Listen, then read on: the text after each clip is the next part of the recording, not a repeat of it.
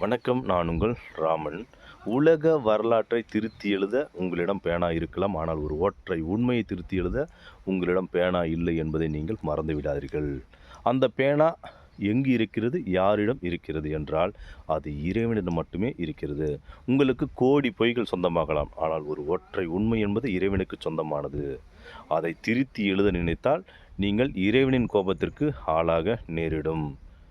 நீங்கள் நீதிக்கு எதிராக செயல்பட்டு அகால மரணம் அடைவதை விட, அநீதிக்கு எதிராக நின்று போராடி, அதாவது அநீதிக்கு எதிராக நின்று போராடி வீர மரணம் அடைவதே மேல்.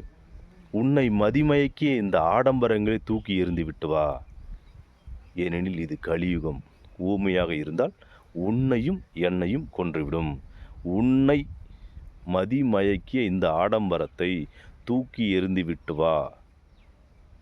ஏனெனில் இது கலியுகம். நீ ஊமையாக இருந்தால் உன்னையும் என்னையும் கொன்றுவிடும்.